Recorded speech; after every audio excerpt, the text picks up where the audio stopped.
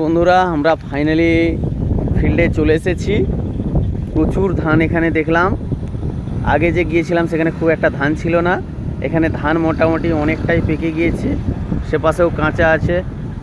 বাপ্পাদা 1 minute এদিকে আসুন। আপনি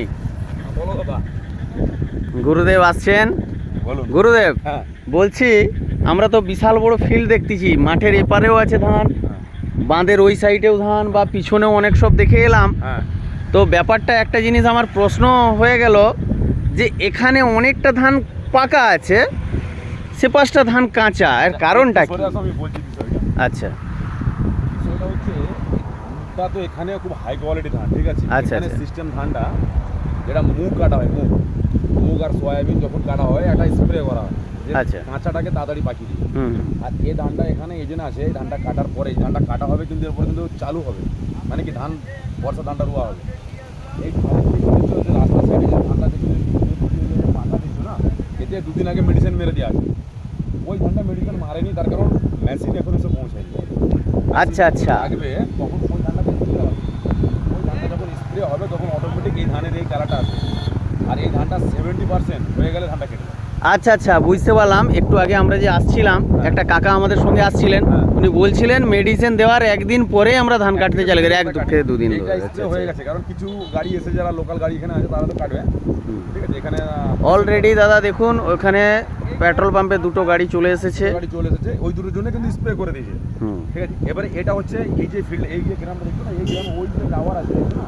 হ্যাঁ, টাওয়ার ওর পাশে ধান আছে। আচ্ছা। ওখানে আমাদের এজেন্ট আছে, যেটা আমাদের গাড়িগুলো ওইদিকে চলবে। আচ্ছা, এরপরে আরও একটা ফিল্ড আছে যেটা দেখাবো কালকে, যেখানে কাঁচা এখনও ধান ফলে, সেটা দেখাবো। তবে এতটুকু কথা বলবো, মেদিনীপুরবাসীর উদ্দেশ্যে বলবো, কোথাও যাওয়ার আগে একবার আমাদের সাথে কন্ট্যাক্ট করবো, বাপ্পাদার সাথে আর কাসেমদার সাথে। সঠিক খবর, সঠিক জায়গা।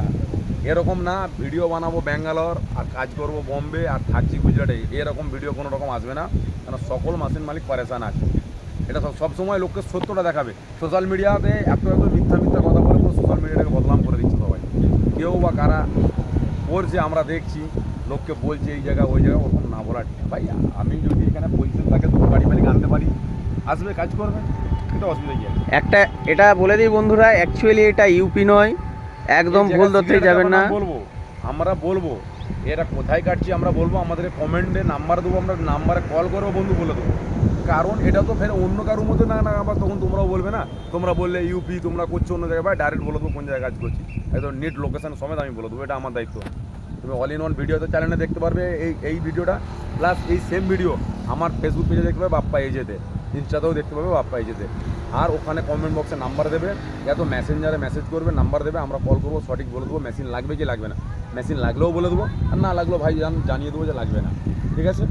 এতটুকুই। এই পজিশনে ভিডিওটা একবার ভালো করে দেখিয়ে দাও যে এই ফিল্ডের কী অবস্থা। এটা এখানে যেমন আছে, তুমি রাস্তাটা থেকে উঠে একটু দেখাও, ওই ফিল্ড ওই দিকে পজিশন আছে। আচ্ছা, আবার ভিডিও পরে বানাবো, ভিডিওটা অনেক লং হয়ে গেছে বন্ধুরা। স্টপ দিয়ে দাও, বাকি আমরা আমাদেরকে কন্ট্যাক্ট করতে পারবো। আর সবাই সাবস্ক্রাইব করবে, অল ইন ওয়ান ভিডিওটাকে একটু লাইক করবে, ঠিক আছে? একটু সাপোর্ট করবেন চ্যানেলটাকে বন্ধুরা, ধন্যবাদ।